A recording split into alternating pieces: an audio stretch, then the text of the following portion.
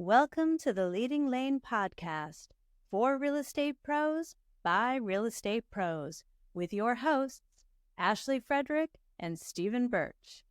If you're looking for an honest, authentic, and raw perspective, you found it. Oh, right. Okay. You want to, who started last time? Do you remember? It doesn't matter. It doesn't matter. Because the intro's already done, right? Yeah. Got it. So today we're going to be talking about, want me to start over? No, I think this is great. Like, we can't even get our shit together right now. Like, who's going? Okay. Who's going? I'm going. Okay, Today. I'm going to go. Okay. So today we're going to talk about the common comment of it must be nice. And where that comes from potentially. I think how people can maybe, if you say it, what it means, if it's said to you, how you might take it, numerous ways to take it. But I think just that a lot of us get that often, I think, and, can take offense to it or can get upset about it. And I think, just having the open conversation as why do people say that, how we take it, maybe better ways to handle it in the future. Yeah. So for me, I know that this is something that, like, going through, success and going through all of this stuff with business and people saying, oh, it must be nice. It, like, gets under my skin. It like icks me. That's my biggest red flag. Like, no. I mean, we've had people send it, directly in text messages to us, like basically face to face, saying, "Oh yeah, it must be nice." And we had people, trolling on the internet, talking and making, snide comments like that as well. To me personally, when I hear that and somebody tells me, it's like they're not giving me the not validation. Maybe that's not the right word, but they don't know what Like really credit is where happening. credit is due. Correct. Yeah. Like, we work freaking hard, and the things that we do, the vehicles that we drive, yes, we drive nice vehicles, or we go on vacations, or whatever we're doing. It doesn't even matter what it is. I had somebody made a comment about my Christmas decorations and how many freaking Christmas trees I had, and, like, I mean, it doesn't matter. Everybody has an opinion, Right. and it, like, instead of, I don't know why we don't just go ahead and, applaud, like, good for you. I love that you have 12 Christmas trees in your house, or Did I you really love have that 12? I think it was 6 this year. I cut it back a little bit. So, yeah. But, like, we worked freaking hard. They didn't know that, we started the business with basically freaking nothing, barely able to pay bills. And we only had, the $5,000 in our pocket to be able to get where we are now. So we've worked extremely hard, and we go and celebrate our successes. That's how I deserve to have a nice vehicle. I deserve to be able to treat ourselves to go on vacation or whatever the case may be. But yeah, give credit when credit is due, and applaud and cheer each other on versus trying to make shitty comments to bring other people down. We work hard. So Yeah, that's I actually was having this conversation with someone the other day, and they made a good point about how it can be really like two ways, right? So like one way somebody is meaning it to be sarcastic, but also maybe somebody does just truly mean it as like, it must be nice. But I think that you can normally tell in people's tonation of what they're saying. And I think it used to bother me quite a bit. But right, over time we grow over those obstacles and whatnot. And so like as of recent, my response normally is just, yep, it is. Yeah. And, Carrie, I think some people are actually caught off guard because I think that they were actually expecting some type of not like argument, but something, a rebuttal or something. correct. Right. And I think it's just, which we can talk about too, a recent Facebook post from, a week ago. And it was kind of a dig at me, which is fine. It happens. But what I want to like remind people is like we have to just give people grace because one, like we don't know where they've been from. I think we've talked about it before, but people that we've met along the way, like, like clients that I met in the last year, like they just know me now. They don't know Ashley from 20 or 15 years ago when we lived on ramen, or, I had a salvage car, like nobody knows those things. So I think that when you just assume that someone in their current matter is how it's always been, right? Like assuming makes Right. an ass out of you and me. So people should stop assuming. Mhm. And what I always tell people is like the way that I want to more see that is like, if you see someone that has, really nice things, it doesn't necessarily mean that they're happy or that they are financially stable. Let's be honest. We know many of people that are financially strapped because of things Mhm. that they've bought. But if you think someone is financially stable and doing well, like why not instead like open the conversation of how'd you get here? Like what tips Right. can you give me? Right. Like my thing is I just want to bring people like along with us. Right. So like Mhm. we are doing well. Like let me show you the way. Let me show you that it's 80 hours a week. It doesn't happen, 10 hours a week here and there. And I think that's the other misnomer is people just think it super easy money. And you and I both know that is far from the case. And many days I think to myself, why am I doing this?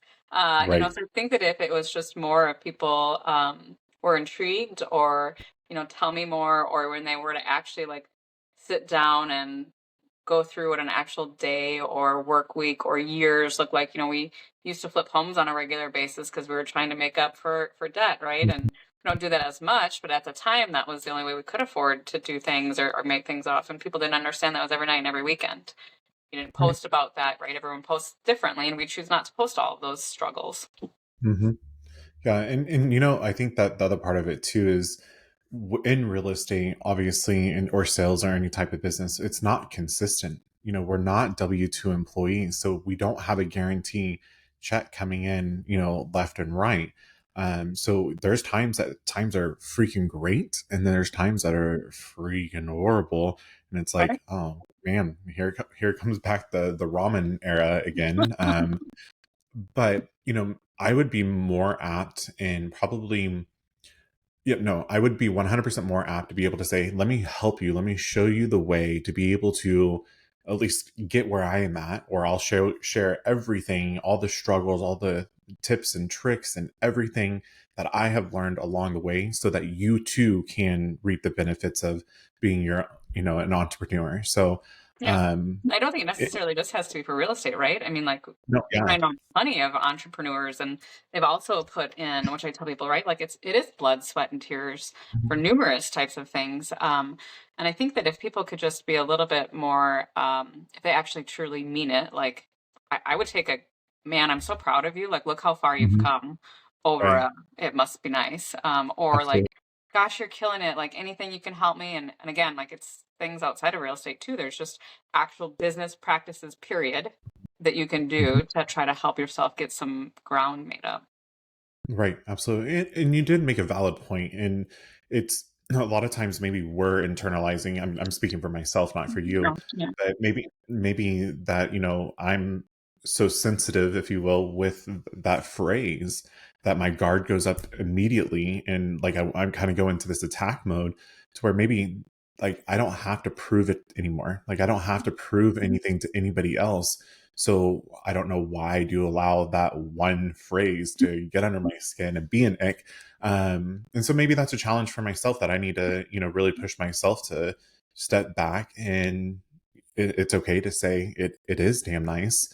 But it's not a challenge anymore. It's not trying to prove, and it very well could be this person on the other side, because we don't hear tone, we don't see expressions or anything else. Maybe on the other side, they truly are being genuine and Sure. saying, man, that must be nice. So Yeah. I think it's like when you're in person, right? Though, and someone says it.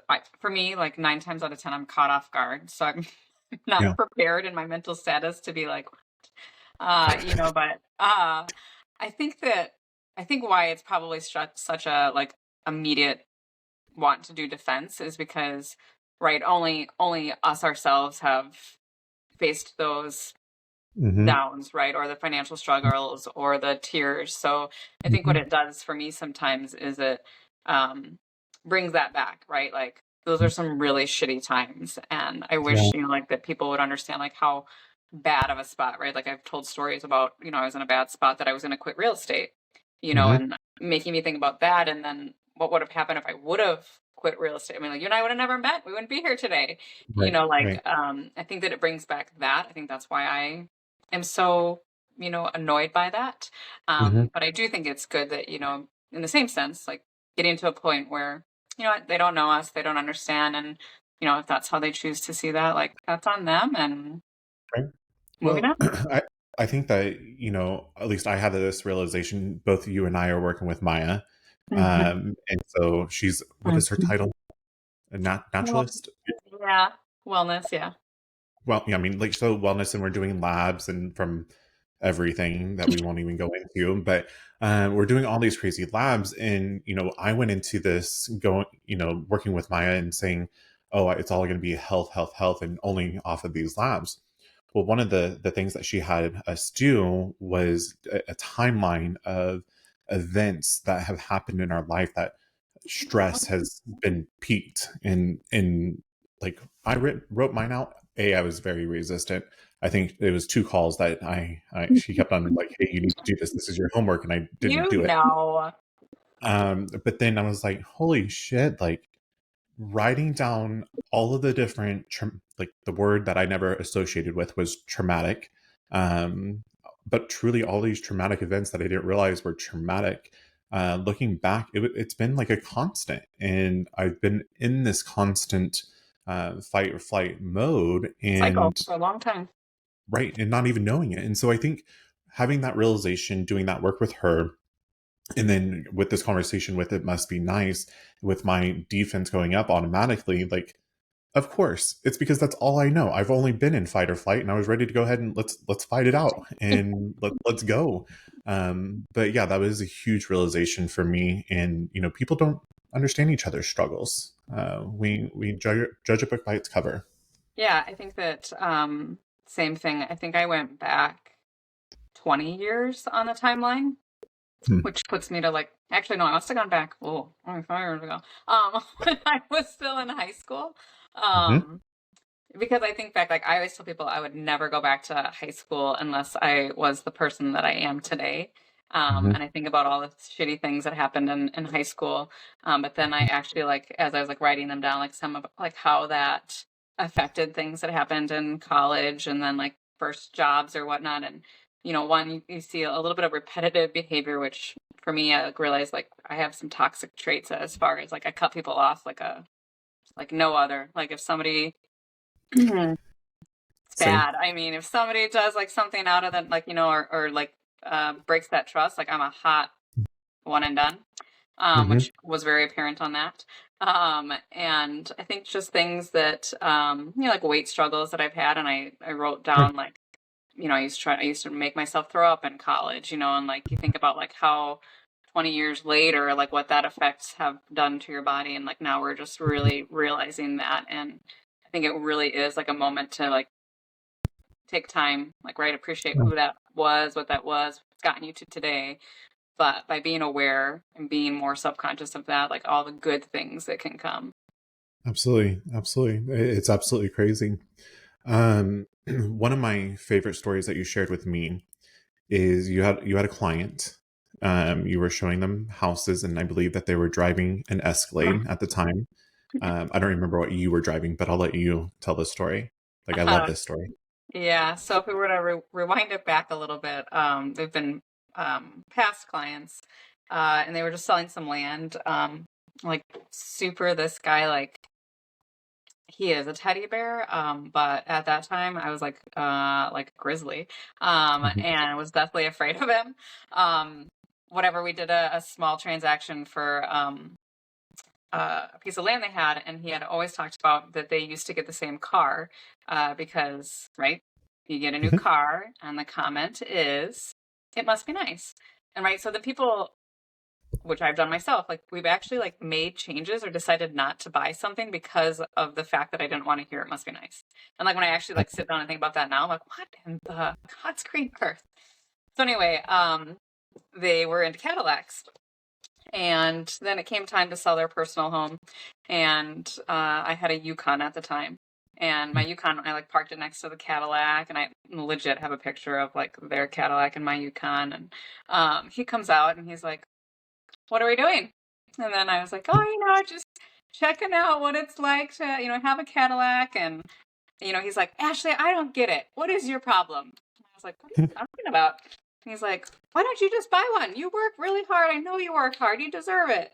And then I said, you know what people are going to say. And then he was like, you can't take it with you when you die, might as well enjoy it while you can.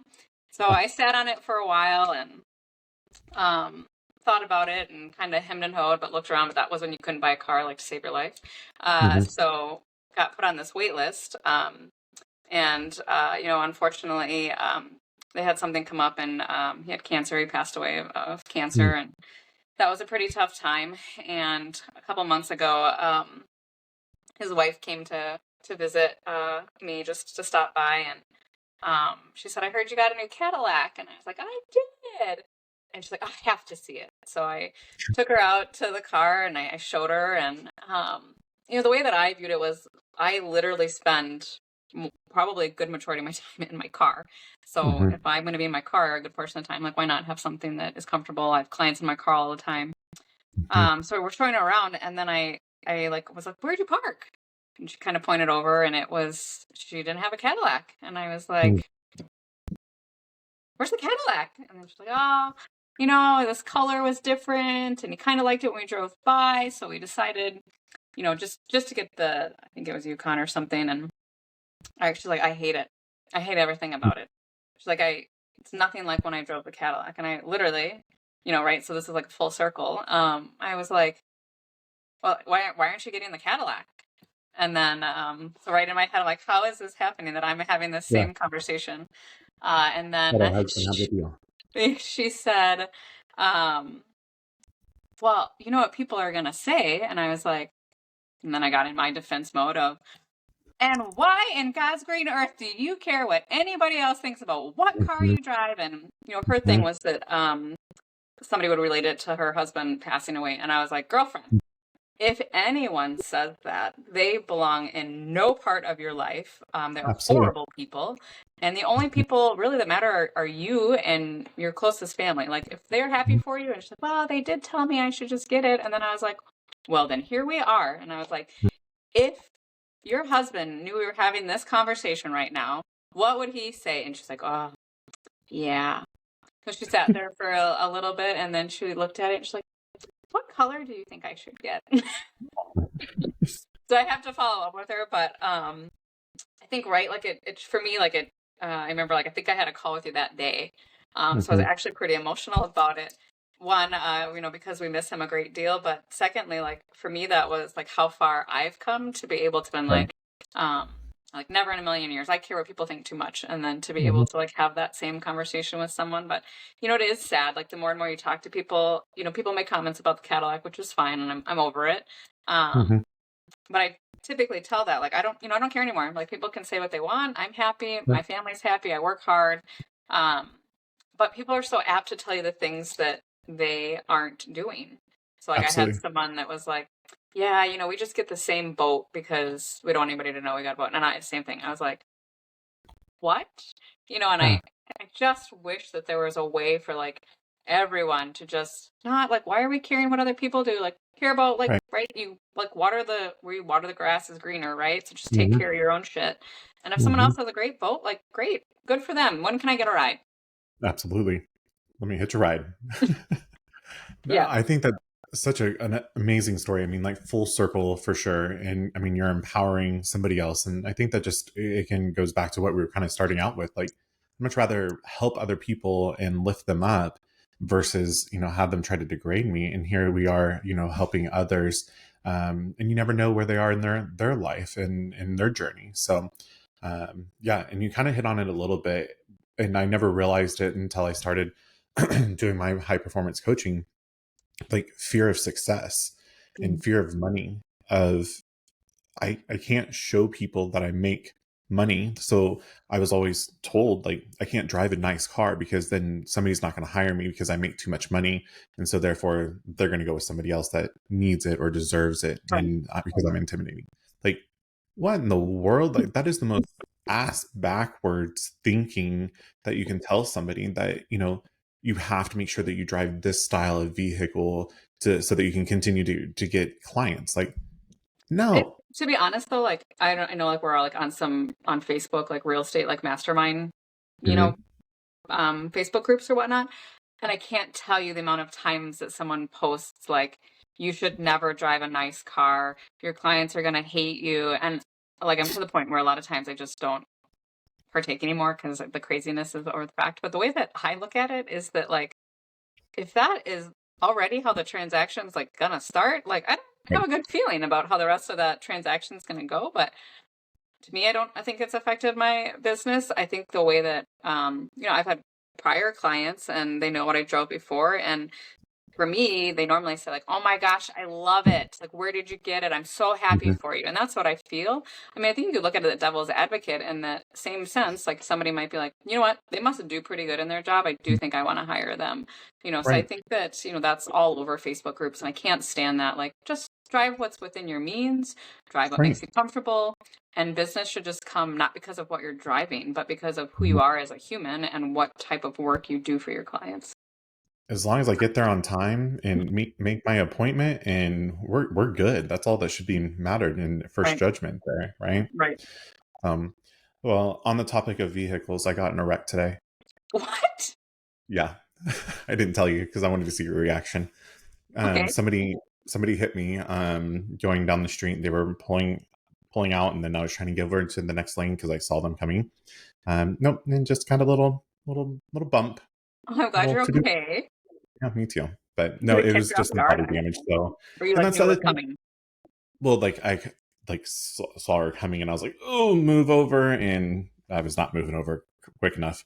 She gave me a nice little love tap in her big O GMC Duramax. So, but hey, everybody was good. It was only body damage, and that's the at the end of the day, that's the thing. It's only a car. Like I don't like. Yes, it's irritating. Yes, I have to go. Get go to the Not just body makes shop or me get it whatever. differently. Oh, could Just you do imagine? I couldn't even. I was calm, cool, and collected during this whole process. Today, I could not even imagine if I would have had a brand new vehicle that I was supposed to be having right now. So I would, I would have lost myself. it. So, but it wasn't like in looking at her, like you could tell that it was a total accident. So it's just a car. It's just a payment. I mean, like, Everyone was okay. yeah. And at the end of the day, that's all that mattered. So, shouldn't judge. We shouldn't have been living through materialistic stuff like that whatsoever. And making sure that everybody is good at the end of the day, helping each other out, regardless if they hit you or not. Right? You don't know what kind of day they had. You don't know where they're coming from. Nothing. Right. Not at all. But yeah, it's been a fun day. So here we are. Yeah. Good. Well, thank you for sharing your story with the Cadillac, and I think that you should definitely tell your client to listen to this so that she can see how her husband impacted your life, and then being able to have that full turnaround to be there still as a friend and a client to be able to help her through that process too. So For sure. that's absolutely amazing. So Thank you. cool. Well, here we are. So we'll wrap up, and thank you guys for listening. Hopefully, you will tune into the next one. We're excited to drop it soon. So go ahead and subscribe, like, and give us a share. We have a goal that we're trying to hit here within the first quarter of 24. So help us out a little bit and get some people to subscribe for you. So thanks for listening. If you've enjoyed today's episode, please like, subscribe, and share with others. Stay connected for more genuine insights and strategies to boost your real estate career on Facebook or check out our website. We'll see you next time.